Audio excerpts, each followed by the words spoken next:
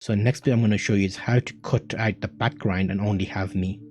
I'm going to compare this with two different tools, because on here they have this special tool which is called foreground select tool, or you can use a good old free select tool. I prefer the free select tool, and I'll show you why. I'll show you both options first. So let's do this one. With this option, you have to, let me zoom in a bit and reposition this so we can see it nicely in the center. Too far in, okay, there. So now this tool, once you select it, there's a few steps in this tool. You want to select your image by going and drawing around your image. Let's just roughly draw around the image. We'll see how well this performs. Went a bit out there, but okay, roughly doing that. We've got a microphone there, so we'll see how it copes with that, because that's not in our scene. And then we go back to the start and then click on the start yellow. So that's rough selection. Press enter and you'll see it's changed color. And now it's going to ask you to draw the foreground. So you'll see that little selection tool options box there. That's quite important. If you selected it and set this up how I showed you, you'll always have that tool option there. So if you're not familiar with that, check that video out about setting up your GIMP so it's in a like nice understandable way. Okay, so now I'm selecting the foreground, and here the stroke width is down to how wide the paintbrush is. So let's make, that's currently 10, let's make it 200. You'll see that it's kind of made that brush bigger. So now let's make that low again, about 82. And now I don't like this, but I'm showing you why I don't like it. So now I'm going to select, and that basically whatever you select it keeps back. So let's select all of that, and you'll see the amount of time I'm spending on this. I could have just cut this out using the cut tool, which I'll show you next. So I might, when I edit this, I might put a timer up to show you how long I'm spending doing this. And then we can make the brush a bit bigger. Again, if you use the if you set this up like Photoshop shortcuts, you can use the bracket keys to make your brush big or small. Because I've learned with Photoshop, I'm familiar with that, and I don't want to spend too much time on this, because in Photoshop you have the quick selection tool which basically does this. So you'll see my brush is big. If I hold down the small bracket tool, it goes small again.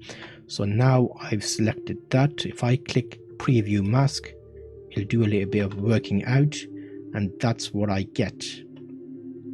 If I do select, because I don't want to spend too much time on it, it's like not excellent, but you know, we'll have to live with it. So right now what we've done is we've selected me. So I want to fill the background with a different color. So how do you do that?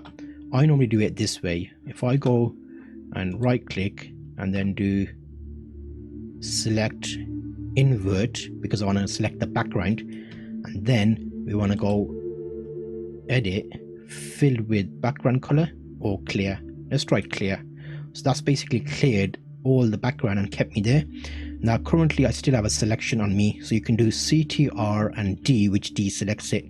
So this is option 1, which looks kind of terrible. I didn't want to spend too much time on it, but let me show you the alternative. So I think GIMP is getting there, but Photoshop has that quick selection tool which is a lot better. I might show you the Photoshop equivalent and you'll see how much better it is. Okay, so if you have got Photoshop, the quick selection tool that we're comparing against is just here. If you hold it, quick selection tool, and then you come up with this option. Now this brush you can actually click and it picks colors, and you can alt click and it takes colors away.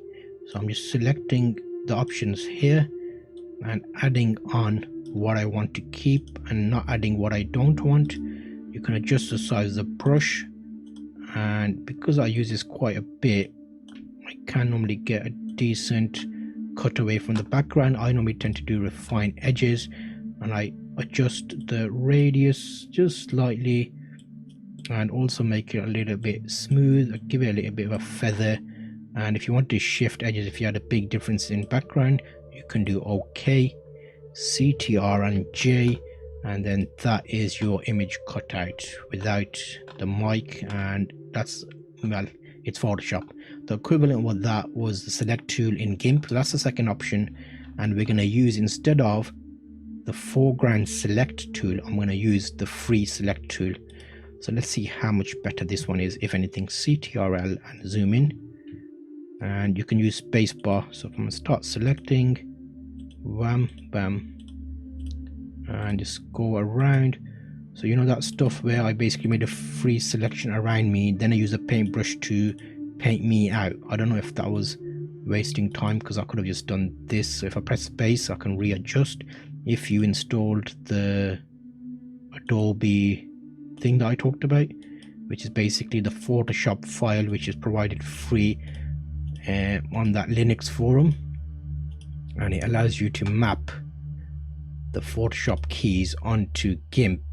So if you used Photoshop in the past, you can use the same shortcuts on GIMP, which makes it a hell of a lot easier, rather than learning everything and clicking on the menus, because otherwise I'll have to kind of say to you, oh, actually you have to click here, click there. But if you're following along, let's see how long this takes. So I'm basically moving around the screen, space and move the screen, and then let's get all the way around here. I'm not doing it perfectly because I'm basically don't want to spend as much time on it. It should be quick, because if you remember in Photoshop it used to be a quick selection, which I will show you. Let's zoom out a bit and let's just connect these up again. So there we go. Now right click, try this way, edit. Yes, so see the same right click on the image is the same as edit over here. So now we want to invert selection. So view, select, invert, edit, clear, which has got rid of the background but it's made it white, which I don't want. So let's do edit, fill with background color, deselect. Now okay, so now you judge it. That is, let me zoom in a bit, still not perfect. So see all that, it's not perfect. But GIMP, there are going to be limitations. You have to play with it and learn it. But that was the tool, which was the free select tool, and the other one was the foreground select tool. Let me show you the foreground select tool. That's the foreground versus that. So that's the two compared. Now I reckon that is passable for a thumbnail. So next you want to be adding text on here. So right now we have some layers: background layer, image layer. Ideally that image layer, you know what, let me do this properly. Let's go and invert selection. I want to get rid of, okay, that was too far, I was already there, wasn't I? So fill with foreground color, no, free select, invert selection, and then I want to clear. Can you press delete? Yeah, see that you'd think you can delete the background because I want it to be empty, as in transparent. Let's get rid of the background and let's right click, edit, clear. Yes, okay, edit clear worked this time. Last time I had to fill it yellow to give you a quick example.